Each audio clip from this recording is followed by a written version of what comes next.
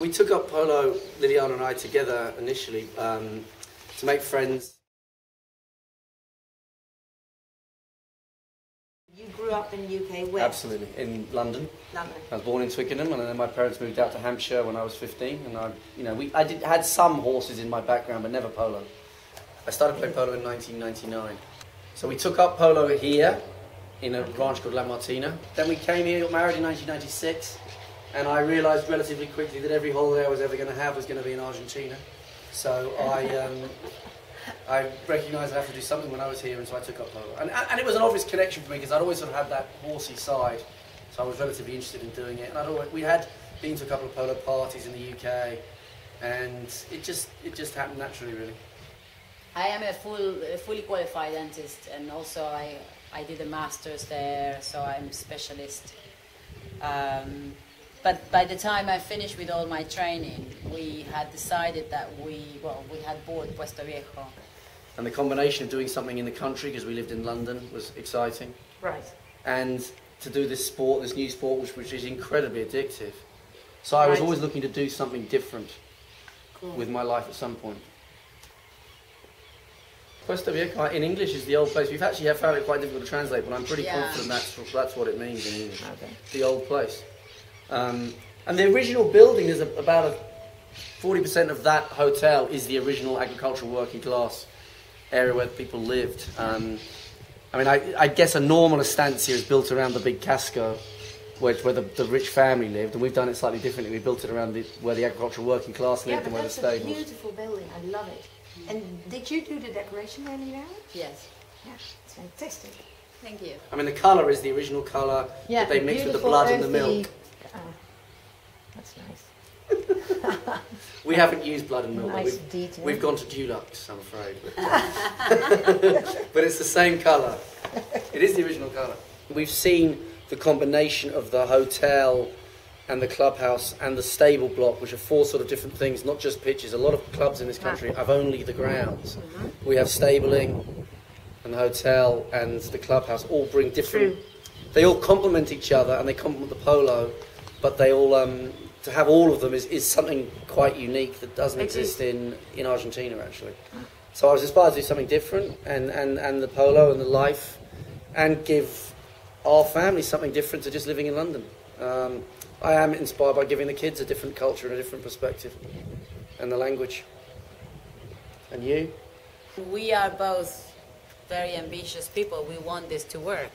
So, it has been obviously a big personal investment, not only in terms of money, but also energy and try to build a business from scratch in Argentina is a big task.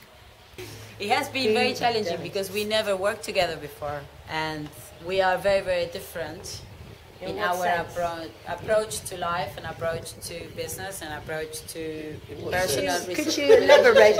Could you elaborate a little? But I always say, female and I'm male. I always say Jeremy's macro and I'm micro. Okay. So Jeremy will look at the big picture, and everything else is details. And I am so focusing to details that for me, pennies make the pounds, and for Jeremy, I'm not. Penny wise, pound foolish. Exactly.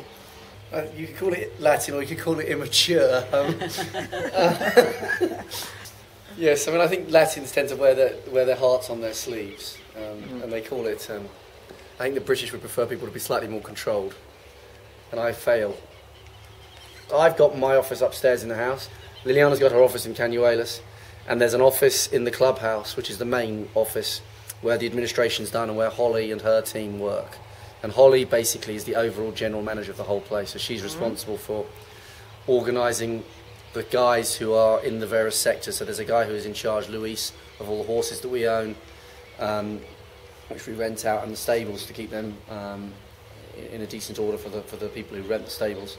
And then we have Erin running the hotel with her team, and then we have Liliana runs the events. Polo's done on the same system as tennis or golf, so it's a tournament system.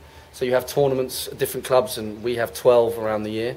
And then one of the fun things that Argentina has special is that they have association tournaments, which you'd call national tournaments.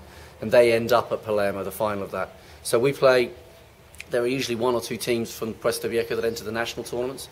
And then we have our own tournaments. And occasionally we go to other clubs and play in their tournaments. People say the British invented all the sports. Actually, they codified all the sports. But there is a version of the game that's currently played in Afghanistan with actually a sheep's body. And they have 6-a-side, and they do one long chukker. Or one, so they don't change horses. It was the British that took it on, fundamentally because it's so good for cavalry. So it's great for training soldiers who ride on. So when war was fought on horseback, the strength of your cavalry was the strength of your army. Then the British took that up, and that's how they exported it to the world with their rules. Right.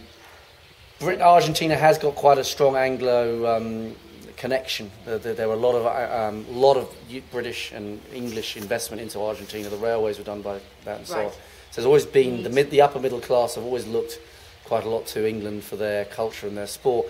But the fundamental reason why Argentina is so good at polo is the topology. It's a horse-loving country. The economics of running a farm. I mean, if you think about it, a horse is far better than a quad bike or a motorcycle because you don't need to oil it and put petrol in it. The problem with it is you need land. So if you have a different economics and land isn't of a premium, then horses are far better at getting your people around than actually machinery is. And it's a natural progression to have lots of agricultural working class people and the bosses getting around by horseback to play this game with the horses that are there. So the big Argentine families took it up at the turn of the last century, and Argentina won the Olympics in 1936, and it was from that moment on where everyone recognised that Argentina and has ever since dominated the sport. We're very parent friendly. We're wallet friendly. Well, that's right. And the people who play polo, you spend your life smelling with all, horses' dung and all the rest of it. So this idea of it all being hoi polloi is really far from the truth.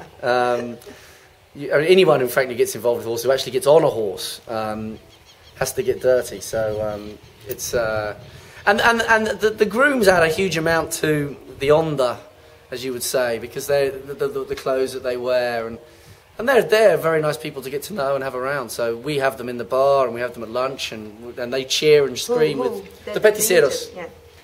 But you've got that incredible adrenaline, the speed. But unlike skiing, you play in a team, so you have that camaraderie, and you have real competition. Most skiing is not done in a competitive. I know you can, but so that. It's the combination of being able to have having that camaraderie on the field, playing a competitive sport, but also having that incredible adrenaline that really isn't repeated in other sports, I don't think. In my relationship with Puesto Viejo, I am having a more mature relationship. But I personally had a roller coaster because, like I was saying before, I am an ambitious person. I'm very perfectionist and I'm into details. So when things don't go the way I really want them to go, I get frustrated and I just, So that made me go through different periods with this project. But obviously, I still want the project to work. I still want this to be successful. There is a business side to this which mentally is quite challenging. I'm very challenged by making this as a business that works and self-sustains. I've got the sport, which I love, so whenever I'm feeling stressed, I can go out and play polo, which gives me an immense release. And there's a wonderful social side that it gives me as well. And in a country which I'm not native, I've got something in common with so many Argentines, and I love getting to know locals. Part of the reason I'm here. And it gives my family something that very few British bankers do have, and I'm proud of the fact that I've had the courage to do something so different and to use the opportunity we had with the value, the monetary values that you get in working in banking in London and converting them to other values that I am proud of.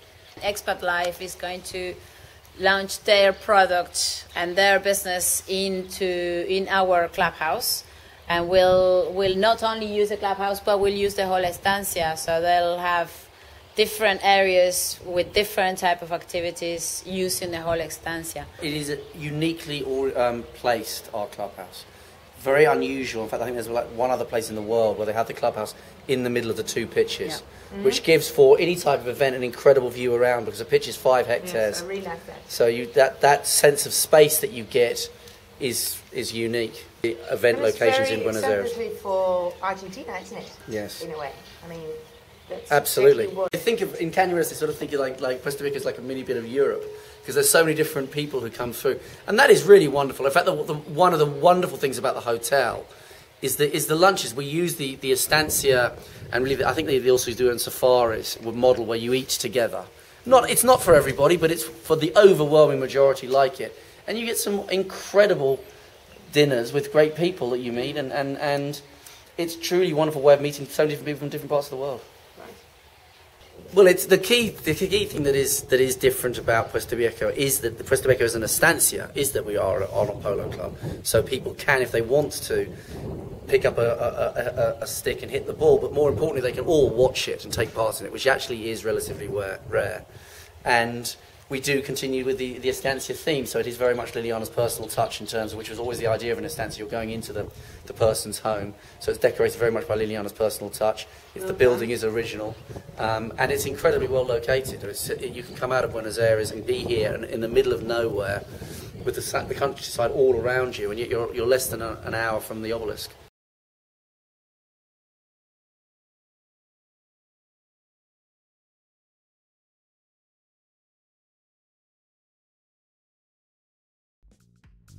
Exponential.